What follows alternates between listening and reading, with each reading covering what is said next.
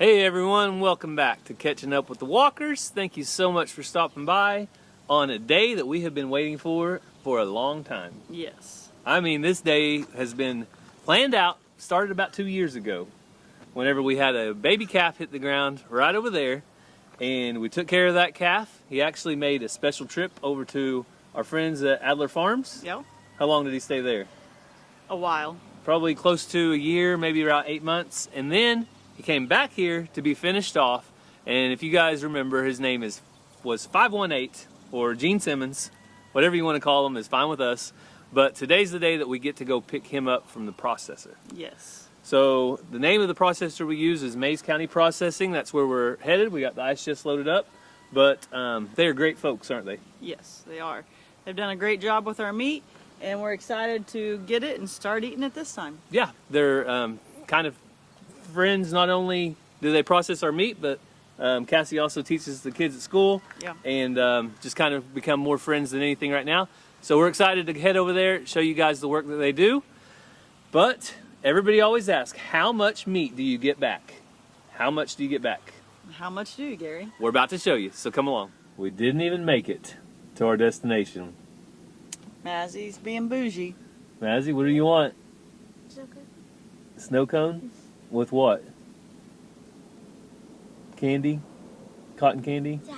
I don't know if this place has that. So there's one snow cone stand that puts cotton candy on it. So we're going to go up and see what we can find. I'm sure they'll find something to get happy. Oh, yeah. All right, Fine. let's check in with Mazzy. What did you end up with? Red cotton candy. Red cotton candy with what? Cream. Cream on top? And Cassie? A salty Sally, and is it ever salty? That means lime juice, Mm-hmm. ice, and salt. Yep. Cassie's being healthy. Look how, well, hopefully it's not too much salt. And the boys went to a baseball game with their aunt. So if you guys are wondering where the boys are, that's where they're at.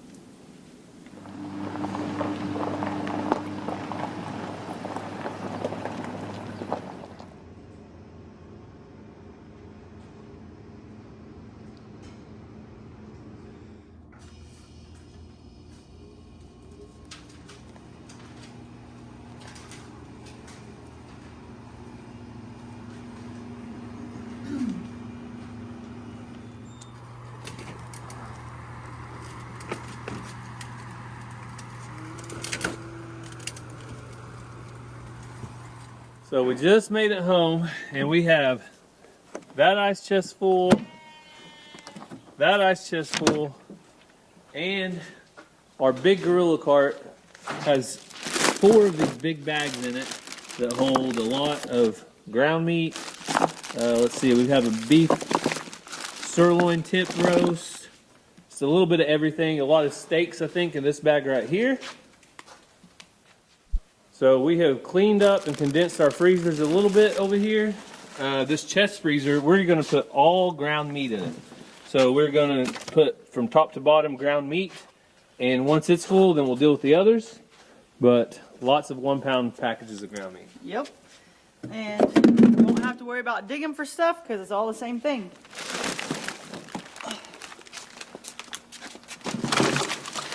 So with the exception of some chickens that we processed the other day, this is completely packed full of ground meat, so we don't have to go digging and wondering what's underneath it. We know it's all ground.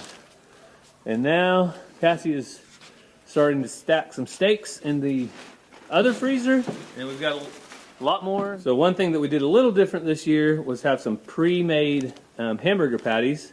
So they have things in between them, so I think you can just take them right out once they thaw a little bit and throw them on the grill, and shouldn't have to thaw completely out to be cooked. So should be easy. Anything that makes our life easier is worth it, right? Yes. So we got all the meat put away with the exception of a couple bags left in the ice chest. We're actually going to bring some of that to some of our staff at our church. We're going to share some meat with them. We try to do that every year. But Mazzy is hungry, and she said that she wants corn. So I guess I'm going to come out here and pick a few ears of corn. We're going to try to pick it all tomorrow or the next day off of our first batch. We picked some and brought it to our July 4th celebration.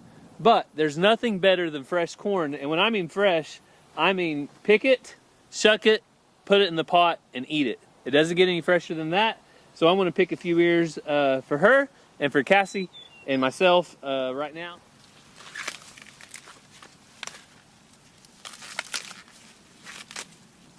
I only need about 5 ears because Mazzie's only gonna need a couple, Cassie and I a couple, so between 5 ears I should get enough corn.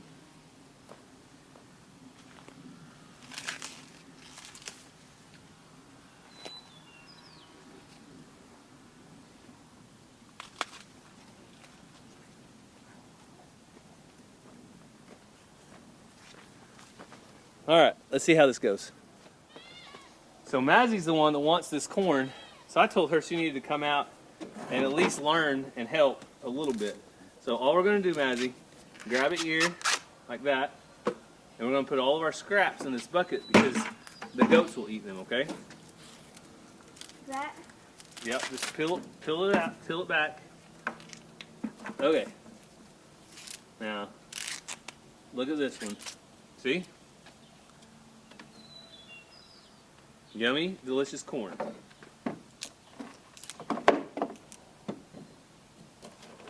Is corn your favorite, Mazzie? Yeah. Corn on the cob? No. What's your favorite? Chicken legs. I know chicken legs are your all-time favorite, but what about your favorite vegetable? Definitely corn? Yeah.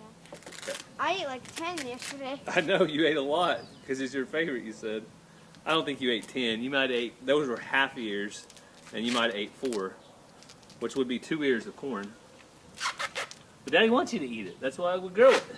That's why I plant so much, because you and Ranger and Ransom actually eat corn to where you don't eat some of the stuff we grow. When was the last time you ate an onion? Oh, there's this little bug on it. That's okay. Bugs just give you extra flavor. Just joking. What? I'm just joking. I think it's bad. The bugs will come off when we cook it. No, it's not bad. Watch. Here. So you just peel it. That end will cut the end off, okay? Good job. You got almost all the peels, or all the shucks off. Just do the same thing with that one.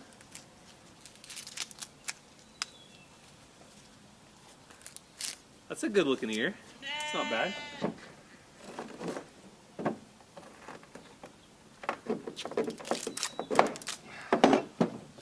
Tomorrow we need to pick the rest of it before it starts getting bad though with lots of bugs. Not me, you. You can help. No. That's what farm girls are for. They're here to help their dad. I wanted to be a city girl. You're not a city girl. Hey, subscribers, tell her she's lucky to be a farm girl, not a city girl. I want to be a city girl.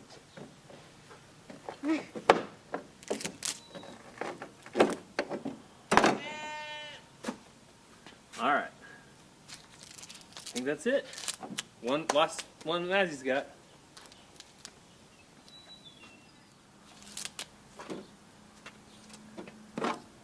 You want to go give this to the goats in a minute?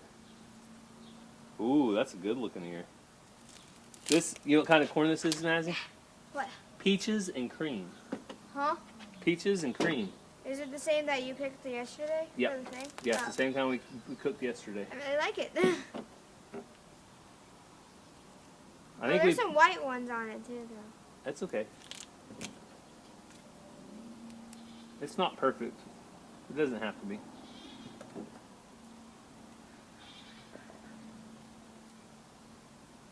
All right.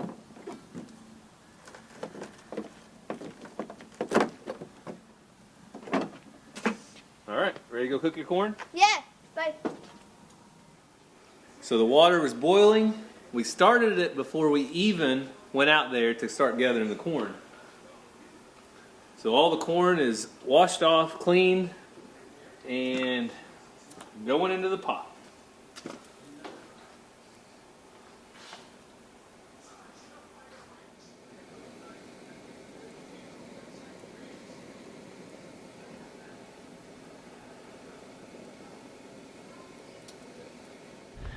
So now that Mazzie's corn is finished, I can get to work on things that I need to do before we go to church this evening. So I'm gonna get a little bit of grain out of here. for the goats. That's probably more than enough. You guys see the stickers we have there? Actually haven't got to pull this anywhere since we had the stickers done, but I am looking forward to pulling it around, and I really like the one on the front because it's just our brand, and it's just kind of always there in the background here on the farm, so that's kind of neat for us. So you may notice that we are still feeding the goats, and the reason that we're feeding them is because they still have kids on them, and the kids are actually getting to eat quite a bit of this food. And we're gonna be taking the kids off of the mamas to auction in just a few days. So we won't feed them after that, probably, at least not very much. But these two ewe lambs, looks like they got a little rainwater in their bucket. Dump that out. Hang on, mama. Her babies. There you go. There you go. You girls are cute. So they're gonna go back in with their mamas in just a few days because they've been separated for about 4 or 5 weeks, maybe 6 weeks now. And they should be good and weaned, ready to go back with their mamas. Shelby, are you sneaking some of Zena's food? Oh, you're not supposed to do that. Shelby's a good girl. Zena! Zena! Zena, you better stay by your food, girl. Those goats will get it. Okay, well, let's go feed the goats.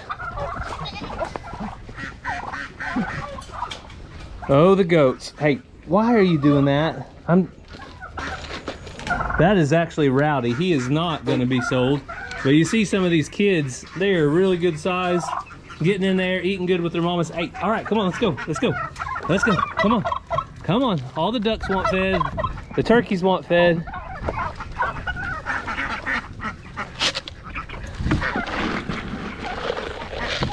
And since we got rain, I have to clean their water pans out now to put food in them. There you go. You having problems walking?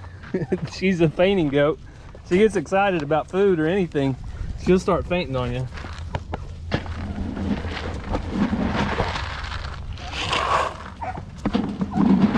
And you can see, they will leave a full dish of food to run over because they think somebody else is getting to eat. They're silly. All right, let me give more to the ducks because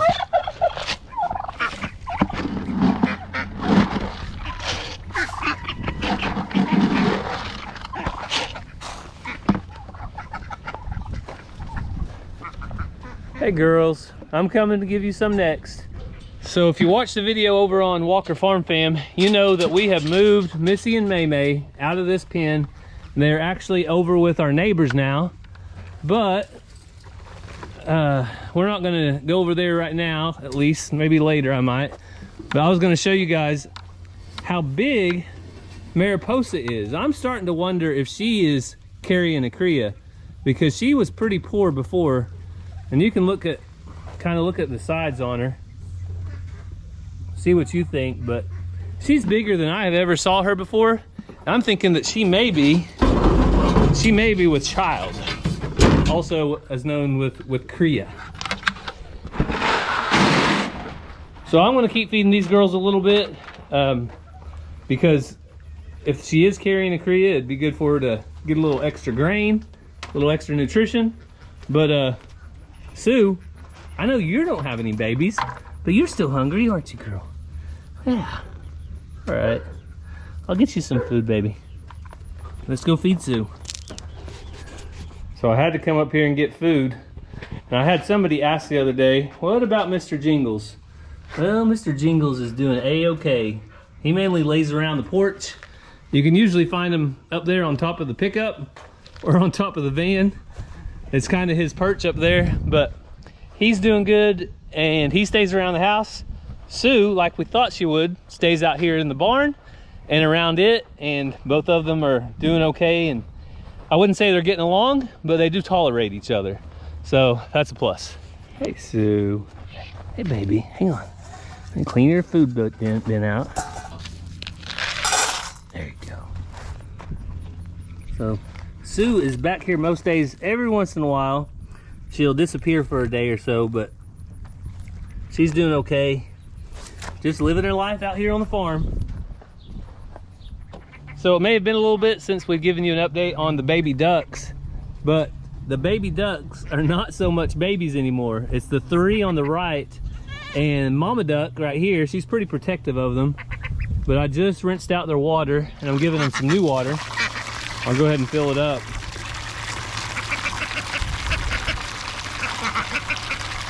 But you can see they love the fresh water. They can't wait to get in it.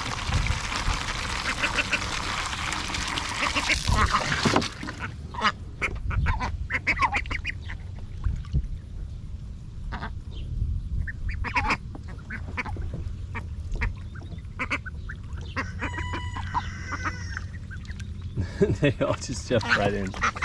All right, I'll leave you girls alone. So I think Cassie is actually going to get rid of those 3 Indian runner ducks just because we don't need that many. So if you're local and you need some, reach out to her on Instagram or Facebook or somewhere where we can message you back privately, and we'll let you know about them. So I think that's all the time I have for chores this evening. Hopefully you guys enjoyed seeing some of the animals. But we will catch up with you in just a little bit, either this evening or tomorrow morning, and talk to you about the breakdown on the beef. Was it worth it? How much did it cost? How many pounds of meat did we put in our freezers? And all the details that you guys usually ask about, we'll try to fill those in right now. So this is the next day, and we have our very first beef from 518. Mr. Gene Simmons is thawed out here, and so we are ready to cook 4 hamburger patties and 4 ribeye steaks. So I can't wait to get these on the grill.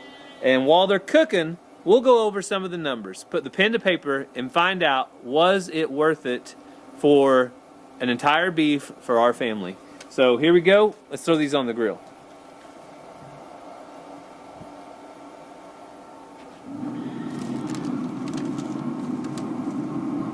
Throw the burgers on first.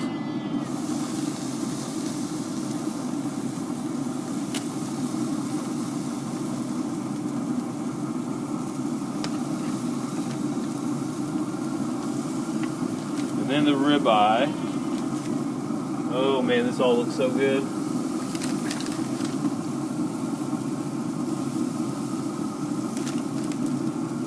All we put on these steaks and burgers is a little bit of salt and pepper and a little bit of sauce, kind of a marinade sauce that I like to use. So we'll see how they turn out. Also, a little trick here. Use a piece of, what is that, some kind of parchment paper. And now I have a clean pan ready to go. So now that the meat is on the grill, it's safe to say that we are committed to our beef for the next year, because we have about 376 pounds of box weight is what we ended up with. That's how much meat we have for our freezer. So a lot of people ask us all the time, is it worth it to raise your own beef, your own steer for processing? And there's 2 types of worth. One value is it financially worth it? So are you getting enough value out of what you have to put in it? So let's look at that first. And we brought a steer that was, I don't have the exact weight of live weight right here in front of me, but he was about 1,100 to 1,200 pounds, and he was a good size steer, and he probably at market would have been around $1,500 to $1,700. So if you would have looked at just going and buying that steer, put him on the scale, brought him home, that's probably about what he would bring. So we'll start with that value, say $1,500 just for a nice round number. And then you have to process. So the processing fees, that goes off of the weight that you're at whenever you take the steer, not the live weight, but when they hang him up on the rail. So the live weight of our steer was 687 pounds, and you multiply that by 75 cents a pound. So the total on that is $515. We had a little bit of extra done. We had some burger patties made, and that cost, I think, an extra $60 or something to have those pre-made patties. But I'm not going to factor that in because that's not something you would do necessarily or have to do. So we're going to say $515 plus the $1,500 that the steer's worth. That's $2,000 that we would have into the meat. So $2,000, and you divide that by your weight, the box weight that we got back, which was 376 pounds. And some of our roasts and stuff that would normally have bones in them, we had those ground up. So I would say a good round number would be about 400 pounds on the box weight. So you would get about $5 a pound. So that's $5 a pound for all your ground meat, all of your steaks, all of your roasts, any kind of ribs, any other kind of meat that you had brought home, $5 a pound. So to me, financially, it's well worth it because some of your steaks are going to be anywhere from $15 to $20 a pound if you go buy them in the grocery store. Your ground meat, for the cheap ground meat, the fatty stuff, is going to be, you know what it's like in your area, but here you might catch it on sale for $4 a pound, but it can be a lot higher than that too. So that is where I think it's at, about $5 a pound for the entire steer. Not a bad deal at all. The second value, though, that we have to look at is the value it is to your family, knowing that A, you have security of meat, meaning that if the grocery stores have some kind of craze going on, or there's a meat shortage, or there's some kind of shortage, you don't have to worry about your family having protein and meat. It's already in the freezer. That's a security. Also, you know how the animal was raised. So we sit here and we watched our animal be raised. We put exactly what we wanted in its body. Even when it went over to Chad's house, I knew what Chad was feeding it and that type of thing. So we know they weren't sick. They were healthy the day they went to be processed, and that has a lot more value than the other values that you may consider. So for me, it's a no-brainer.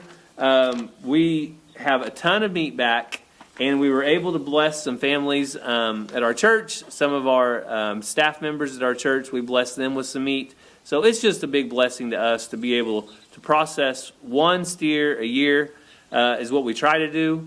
And usually by the time that year's up, we have used all that meat.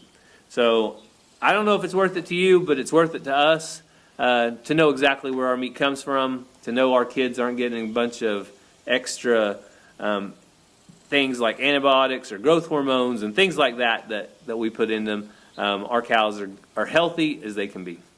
One thing that I didn't mention that I was going to was our local processor. So anytime, even if you don't process your own beef, if you can drive out in the country, find a processor that sells meat, rather than going to the grocery store and buying it there, you are going to support your local economy a lot more. Also, a lot of times those processors that are in the rural areas, they can probably tell you where that beef has come from, and some of them may even be able to tell you, some details about the type of feed it was fed and that kind of thing, if you're interested. But when you go to Walmart or you go to Target or go to whatever store to buy it, you really have no idea where it's coming from, but you also are paying extra for a reason. You're paying the delivery of the meat to the processing plant, the delivery from the processing plant to the grocery store. The grocery store is going to charge you an upcharge because they have to make their money to pay the people at the cashier station checking you out. There's so many different times that money has changed hands along the way. There's a lot of overhead involved. But whenever you take it up the road to your local processor, not so much. So Cassie should be here anytime. So let's go check in on the meat when it's finished up and see what she thinks of our very first beef off our steer for the year.